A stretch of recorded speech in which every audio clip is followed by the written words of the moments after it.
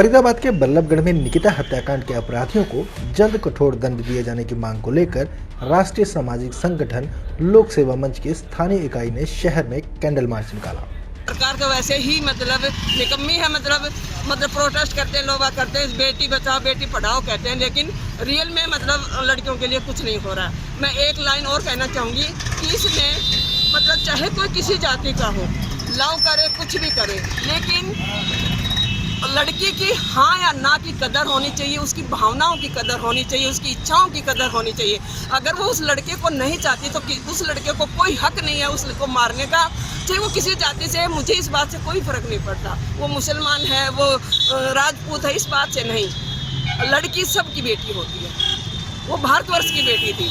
अगर उसने अत्याचार किया तो भारतवर्ष के साथ अत्याचार किया है, भारतवर्ष के लोकतंत्र के साथ अत्याचार किया है, क्योंकि लोकतंत्र के अंदर उतना ही अधिकार लड़की को जीने का है, उतना ही लड़के को जीना है। तो इसका मतलब लड़कियों के लिए तो लोकतंत्र है ही नहीं। अगर उनकी भावनाओं की कदर नहीं है, उनकी इच्छाओं की कदर नहीं है, तो लोकतंत्र कहाँ से हुआ। तो आज निकिता तोमर के जो ब्रॉड डे लाइट मर्डर हुआ है, दिन दहाड़े जिसको कहते हैं, और हम आधुनिक टेक्नोलॉजी की बात ही नहीं कर रहे, उसको हमने बहुत कुछ अपना भी लिया है। तो हमारा आज के इस प्रोटेस्ट से सबसे पहली मांग, सबसे बड़ी बात तो यही है कि जो बेटी बचाओ, कैसे बचाओगे? तो एक हम अध्यादेश, पार्लियामेंट ना चल रही हो बेशक, एक अध्यादेश लाएं कि बेटी की सुरक्षा के इंतजाम पुख्ता होने चाहिए। वो कैसे होंगे? हर जगह पुलिस नहीं जा सकती, हर जगह सिस्टम नहीं जा सकता। बेटी के घर में एक हथियार का लाइसेंस दिया जाए, उसके पिता को, उसके भाई को, या वो बालिग है तो उस बेटी को भी, क्योंकि आत्म सुरक्षा के लिए कोई ना कोई जो प्रावधान है।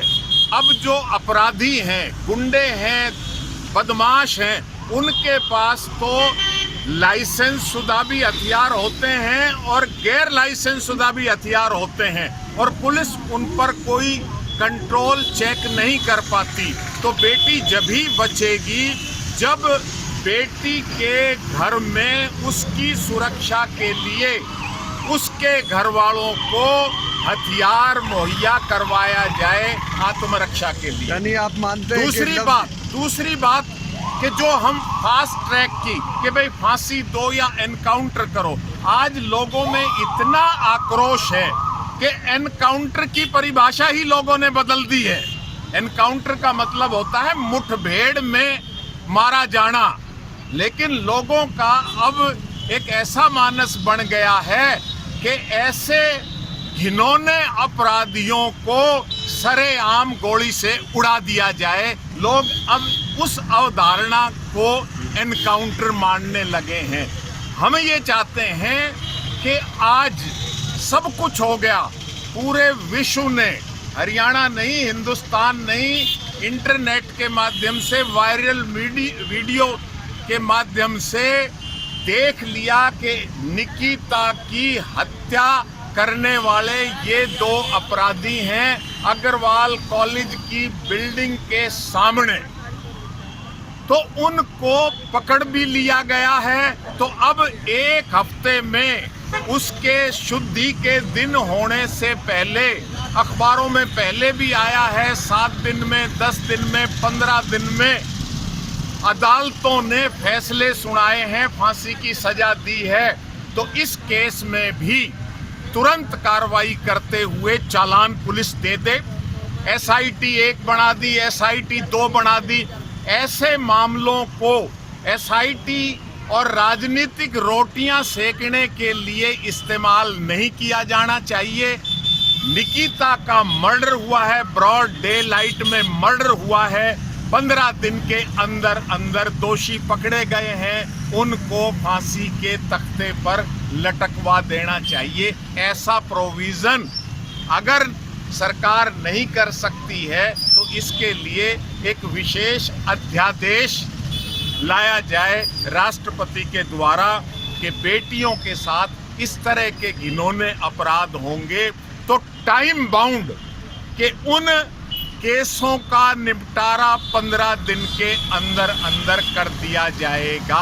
ऐसी रिस्पॉन्सिबिलिटी जब तक हम नहीं फिक्स। ये लोकतंत्र में और जनतंत्र में जनता के पास, आम नागरिक के पास यही एक अधिकार है और यही एक सभ्य तरीका है कि अपनी जन भावनाओं को सरकार के सामने रखे।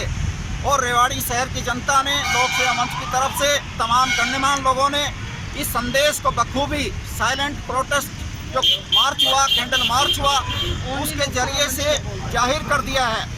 अब हम माननीय सरकार से ये अपेक्षा करते हैं कि उस हत्याकांड की गहराई में जाके और इस तरह की जो आए दिन घटनाएं होती हैं उनका जो पीछे रीजन है और बार बार अपराधी क्यों इस तरह की दबंगता दिखा रहे हैं उस पर एक्शन ले। अब मेरा अगला, हम तलवार मार्च के पक्ष में कतई नहीं है।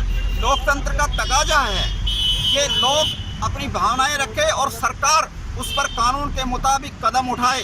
तलवारबाजी का कोई तरीका लोकतंत्र में उचित नहीं कहा जा सकता।